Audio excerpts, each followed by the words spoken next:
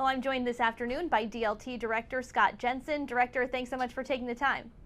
Pleasure. Nice to be here. So the first question I wanted to ask this afternoon was about the FEMA money, that extra $300 a week that some people have been receiving. Has all of that at this point been paid out? Yes, generally speaking, there are going to be some people that maybe they had a hold on their claim or something like that, and we're working through specific problems with them. So if you haven't been paid that and you're in a circumstance like that, don't worry about it. We'll work it through. But in general, yes, we've ultimately had 6 weeks. And Rhode Island has paid out the majority of that, like I just described, and a lot of other states haven't even started. So we're glad we were able to get that help to people as quick as we could. I wanted to ask also about the unemployment rate. Last month, it rose to 12.8%, while our neighbors in Massachusetts and across the country, the employment rate actually went down. So why was Rhode Island's unemployment rate on the rise when others were trending downwards? Well, I mean, you got to be careful with the statistics here because Rhode Island's sample is so small that it skews very badly. So over time, we'll benchmark that and see where we really are. But, I would say that one swallow does not a spring make, and that, it's much more important to keep an eye on trends. And I think that was much more due to statistics than anything markedly different in our economy than others. That is not to say that we aren't challenged right now, because we all are. We know that there's going to be permanent scarring from the pandemic when it comes to the economy, and we're doing everything we can think of to make sure that we come back more resilient. So 1 or 2 percentage points in statistics isn't the problem. The problem is that we have a fundamental economic challenge ahead of us here in Rhode Island, but also the whole country. So what you're saying, Director, it sounds like you don't think it's actually close to 13%. No, I don't. We're going to have to see exactly what it is. Either way, it is high. It's high everywhere, and that is really the problem that I think we need to be concerned about for sure. I think the most commonly asked question that we get here at 12 News is what happens when people exhaust their benefits? What happens at that point? And then if there is an extension, does that happen automatically? And what happens at the end of that extension? So that is a much more complicated question than it sounds, but I'm going to give the straightforward version, which is there are extensions of benefits. First off, both programs, the regular UI program and the PUA program, are 39-week programs. There's an extension called PEUC that tacks on to regular UI's 26 weeks to give you 39 weeks.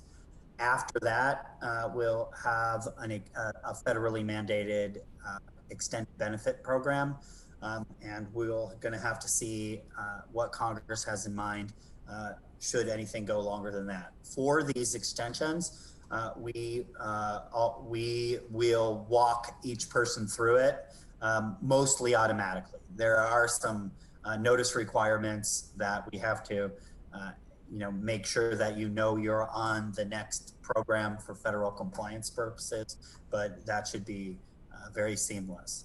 But 39 weeks right now is, I think, what everybody can grab a hold of and count on. And that was going to be my follow-up question. 39 weeks for the most part, not quite a one-size-fits-all, but that is for the most part what people can be eligible for. That's right.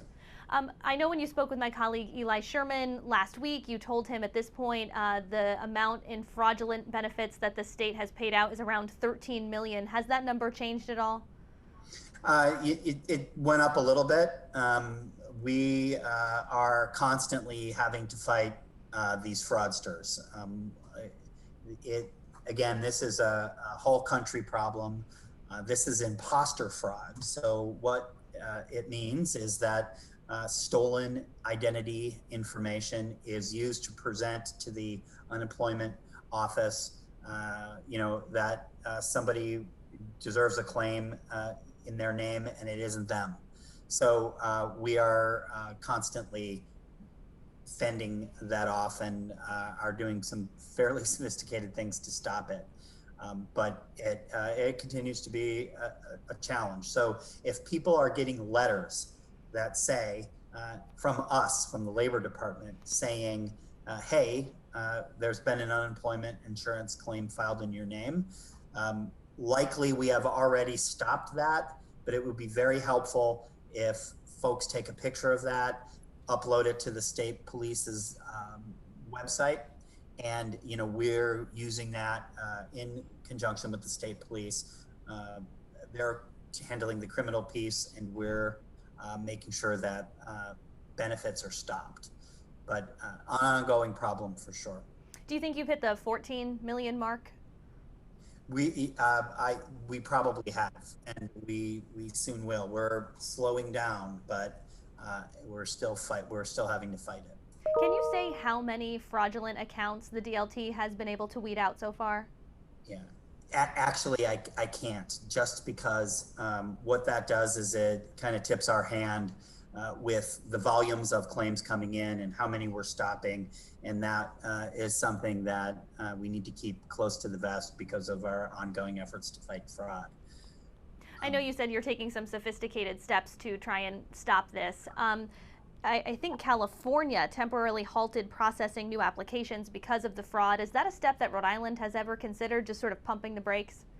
Mm-hmm. Well, we have done that in different ways. So, for instance, we've instituted, and this isn't a surprise to anybody who might have gotten one of these phone calls, we're using the LexisNexis database in order to verify people who were profiling for fraud.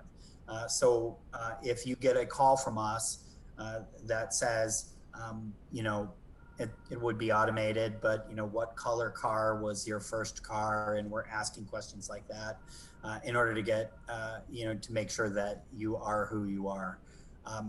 Those kinds of efforts are very, very powerful, and I think that the problem when you stop everybody, we've learned the hard way, I think, was we were sued by the ACLU.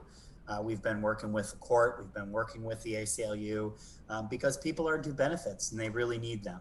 So this is one of those lawsuits that we've been working really carefully with everybody involved to make sure that we're striking the right balance between protecting the trust fund and getting people benefits that they need so they can pay their rent and their mortgages.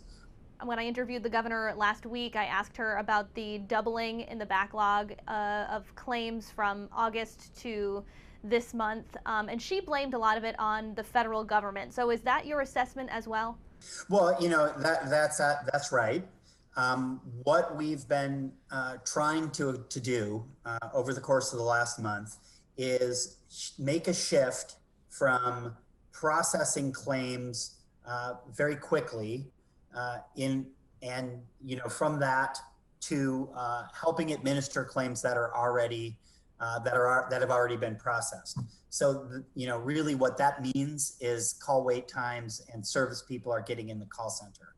So when we get a lot of calls from, for example, the recent actions for the FEMA benefits from the Trump administration, we want to make sure that we're balancing having folks on the telephones who can really help people when they call with folks in the back office processing claims. So we're still paying new UI claims at an average of 11.4 days, which is well below the 14 days that is our target.